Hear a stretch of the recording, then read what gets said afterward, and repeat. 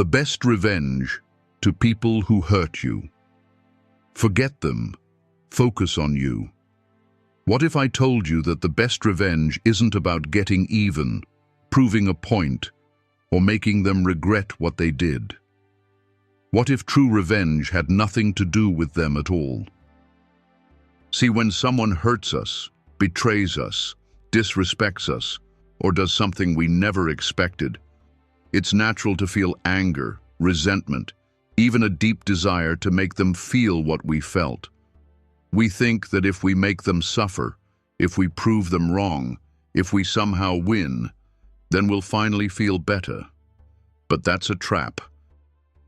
Because the more you focus on them, the more power you give them over you. And that's the opposite of revenge. Now, if you've ever been hurt, if you've ever been betrayed, and if you've ever sat there replaying what happened, thinking about all the ways you could have responded differently, or fantasizing about making them regret their actions, you're not alone. We've all been there. It's human. It's instinct. But here's the problem. The moment you start dedicating your energy to getting back at someone, you become their prisoner. Your mind, your emotions, your time, it's all wrapped around them. And while you're stuck in that loop, they've moved on. They're not thinking about you. They're living their life. That's where Stoicism comes in. It flips the script completely. The ancient Stoics, think Marcus Aurelius, Seneca, Epictetus, were no strangers to betrayal, insult, and unfair treatment. These were men who faced conspiracies, exile, slavery, and the constant threat of death. And yet, they didn't waste their time seeking revenge. Why? Because they understood something that most people never figure out. The best revenge isn't about the other person. It's about you. It's about who you become despite what they did. Marcus Aurelius, one of the greatest Stoic philosophers, said it best. The best revenge is to be unlike him who performed the injury. In other words, when someone hurts you, the strongest move isn't to hurt them back. It's to rise so far above them that they don't even matter anymore. To become so focused on your own growth, your own peace, and your own strength, that their actions are nothing more than a distant echo. That's real power. That's real control. And that's the kind of revenge that actually works. So in this video, we're going to break it all down. We're going to dive into why we crave revenge, why it usually backfires, and how Stoic wisdom gives us a much better alternative. One that leaves you stronger, smarter, and completely untouchable by the people who once hurt you. By the end, you won't just understand revenge differently, you'll see your entire life differently.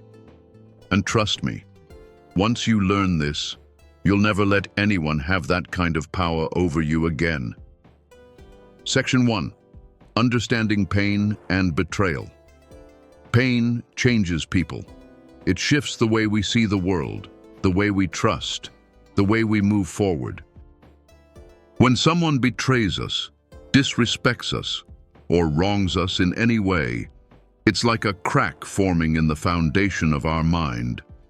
The trust we once had, broken. The stability we felt, shaken. And in that moment, the need for revenge feels almost instinctual. We want them to understand what they did, to feel the weight of their actions, to suffer the way they made us suffer. But why? Why does betrayal cut so deep? Why does our mind keep replaying it over and over, analyzing every detail, coming up with scenarios where we win? The answer lies in how we're wired. See, humans are emotional creatures.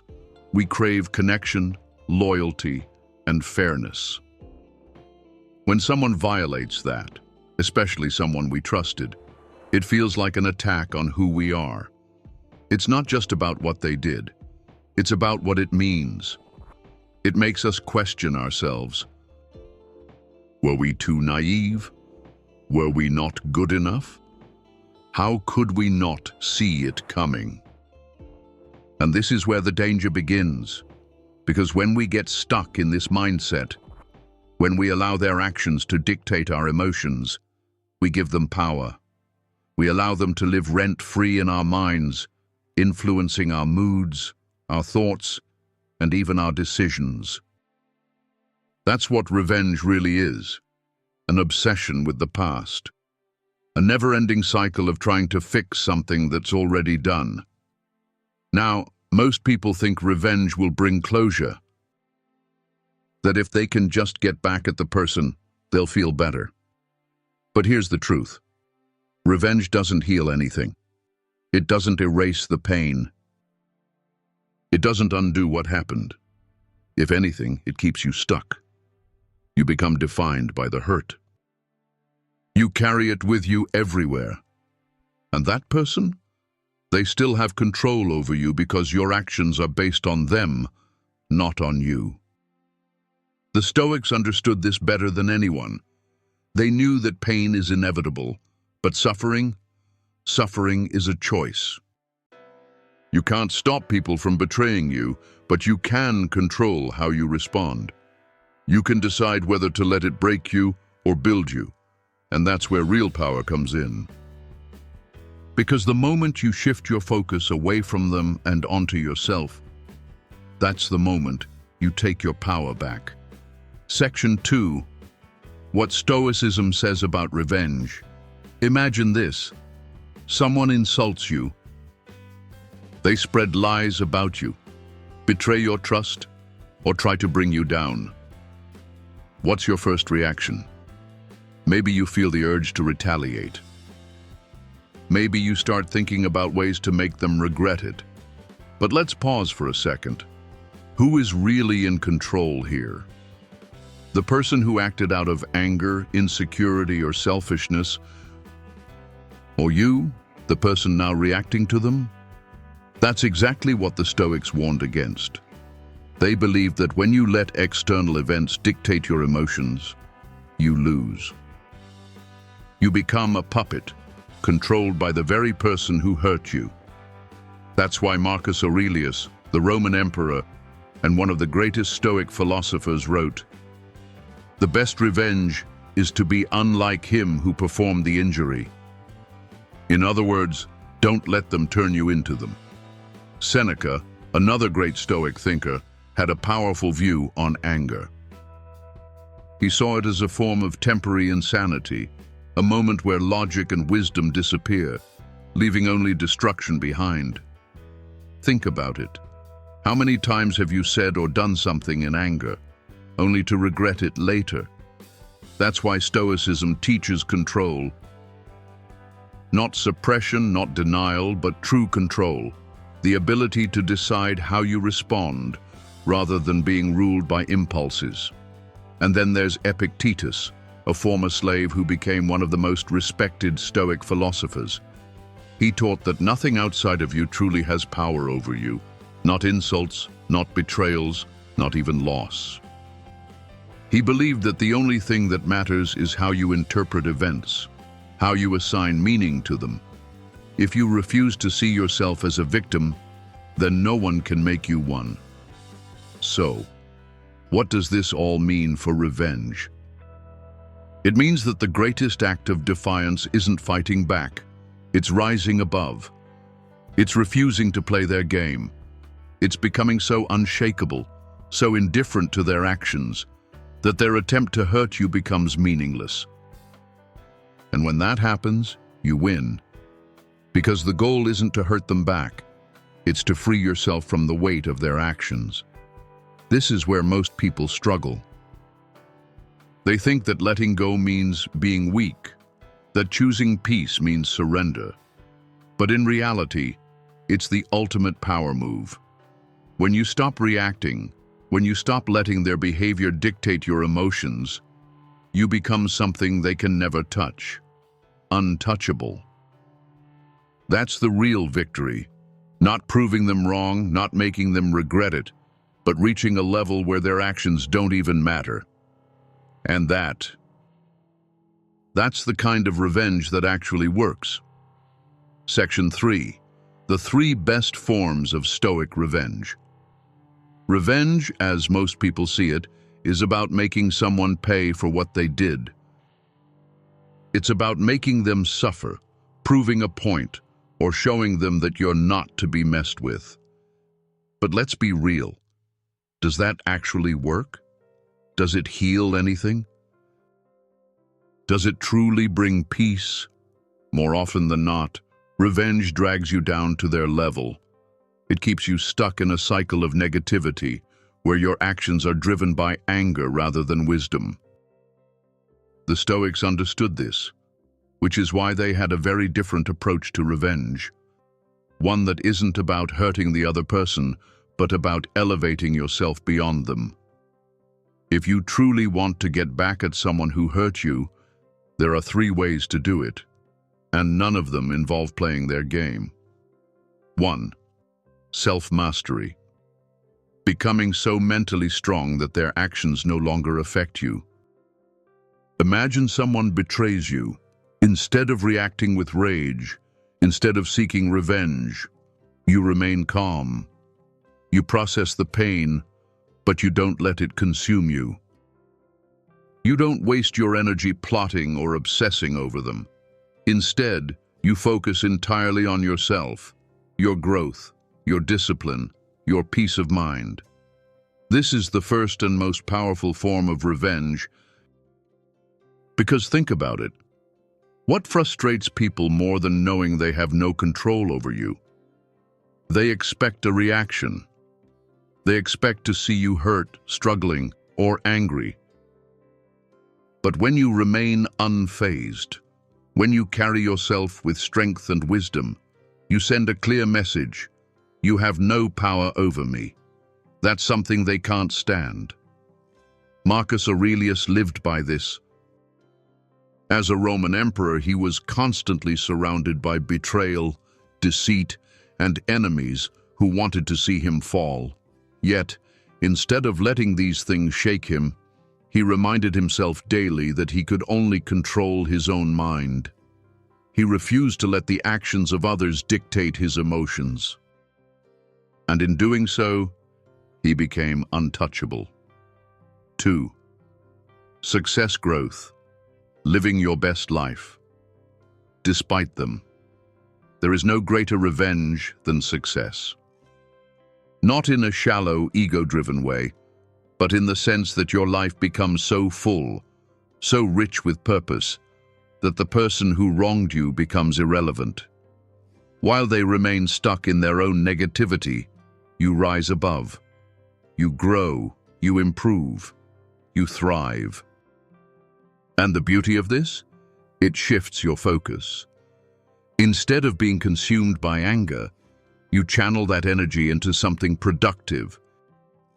Whether it's building your career, strengthening your mind, or improving your relationships, every bit of effort you put into yourself is a step further away from their influence.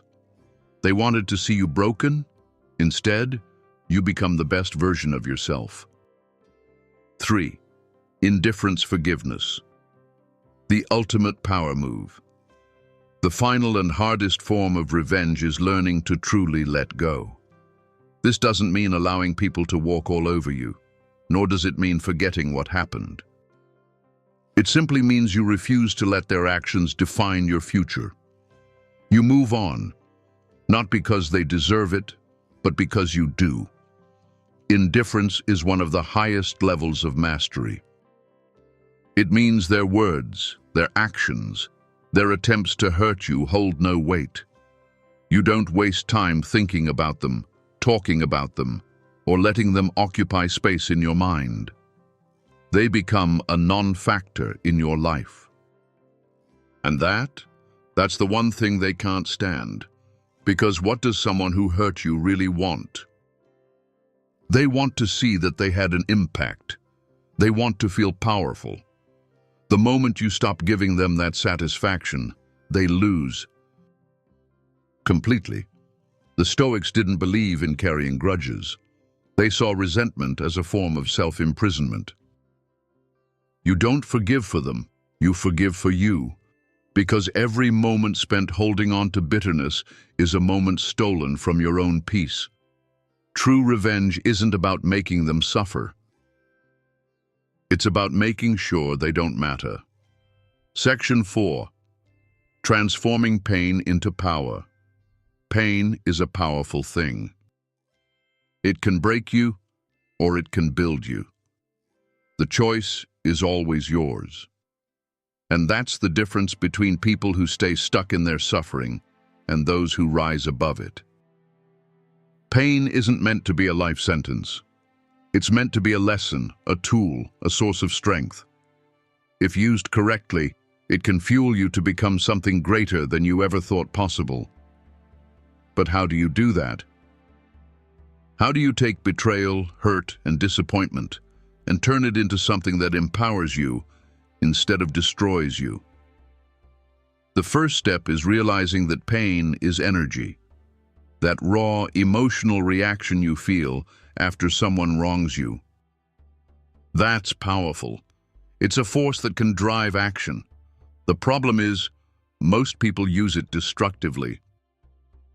They lash out, they seek revenge, they spiral into negativity. But the Stoics teach us a different approach. Instead of letting pain control you, you learn to harness it. History is filled with people who turned their pain into power.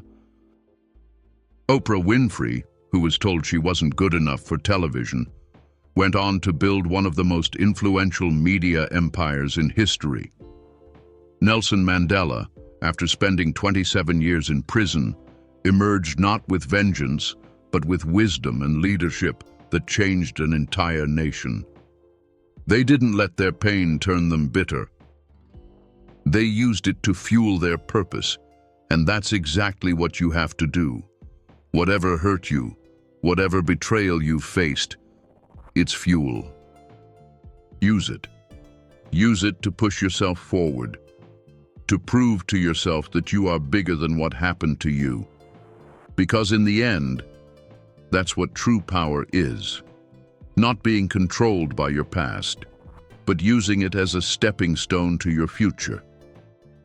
The Stoics remind us that hardship is inevitable. People will lie, betray, and disappoint you. That's life. But what matters isn't what they do, it's what you do next. You can stay stuck in anger, or you can rise above it. You can waste your energy on revenge, or you can invest it into yourself. The choice is always yours, because the ultimate revenge isn't about making them pay, it's about making sure they no longer have any control over you. Section 5. Letting go without losing. Letting go feels like surrender. It feels like admitting defeat, like saying, "It's okay that they did this to me." But that's not what letting go really is. Letting go isn't weakness. It's power. It's the ability to say, "I refuse to let this define me. I refuse to waste any more of my life on something that doesn't serve me." The problem is, most people confuse letting go with losing. They think that if they don't hold on to the pain, if they don't demand justice or closure, then they've somehow been defeated. But that's just the ego talking. The truth is, holding on to anger and resentment doesn't punish them. It punishes you. It's like drinking poison and expecting the other person to suffer. And let's be honest, the people who hurt you, they've moved on. They're not sitting around thinking about what they did. They're living their lives while you replay the moment over and over in your head. That's why Stoicism teaches us that real strength isn't found in revenge. It's found in mastering your own mind. It's in reaching a level where you're no longer controlled by what happened, where your peace is no longer dependent on someone else's actions. So how do you let go without feeling like you lost? How do you release the anger without feeling like they got away with it? The first step is shifting your mindset. Stop thinking in terms of winning and losing. Instead, ask yourself, what serves me? Does holding on to this anger help me grow? Does it make me a better person? Or does it just keep me stuck? Because if it's holding you back, then you're not losing by letting go. You're winning. The second step is taking control of your narrative. Instead of seeing yourself as a victim, see yourself as someone who overcame, someone who learned, someone who became stronger because of what happened. Stoicism teaches us that every challenge is an opportunity to grow. Every betrayal, every disappointment, it's all fuel. It's all part of the journey toward becoming the best version of yourself. And finally, the last step is practicing detachment. The Stoics believe that most of our suffering comes from attachment. Attachment to people, outcomes, expectations. When you detach from the need for revenge, when you stop expecting closure or apologies, you free yourself. You stop needing anything from them. And when you reach that point, that's when you truly win. Letting go isn't about forgetting. It's not about pretending it didn't happen. It's about deciding that it no longer controls you. It's about making the choice, every single day, to prioritize your peace over your past. Section 6. How to apply Stoic wisdom in real life. All of this sounds great in theory, but when you're in the middle of the storm, when the betrayal is fresh, when the anger is real, it's hard to just let go. It's hard to just rise above. That's why Stoicism isn't just a philosophy, it's a practice. It's something you train yourself to do, just like building muscle. And the more you practice, the stronger you become. So how do you actually apply this in real life? How do you take these ideas and use them when it really matters? 1. Control your initial reaction. The moment someone wrongs you, pause. Don't react immediately. Emotions are like waves. They rise, peak, and then fade. But if you act while the wave is at its highest, you'll say or do something you'll regret. Train yourself to pause, breathe, and give your mind time to process before responding. Marcus Aurelius constantly reminded himself, you have power over your mind, not outside events. Realize this, and you will find strength. 2. Reframe the situation. Instead of seeing betrayal or hurt as a personal attack, see it as a test, a challenge. A moment to prove to yourself that you are stronger than your emotions. Ask yourself, what can I learn from this? How can this make me better? The Stoics believe that every negative experience is an opportunity for growth. If someone lied to you, maybe it's a lesson in discernment. If someone betrayed you, maybe it's a lesson in who deserves your trust. Instead of being bitter, be better. 3. Starve the fire. Revenge is like a fire. It feeds on your energy. The more you think about it, talk about it, dwell on it, the bigger it grows. But the moment you stop feeding it, it dies. Practice starving the fire. Every time your mind goes back to the pain, redirect it. Focus on something productive. Journal, exercise. Learn something new. Every moment you spend improving yourself is a moment you take away from them. 4. Set boundaries, not grudges. Forgiving someone doesn't mean letting them back in. It doesn't mean pretending it didn't happen. It simply means you refuse to let their actions control your emotions. Set boundaries. If someone has proven they can't be trusted, don't give them another chance to hurt you. But don't hold on to resentment either. You're not setting boundaries for them. You're setting them for you, to protect your peace. 5. Focus on your own journey.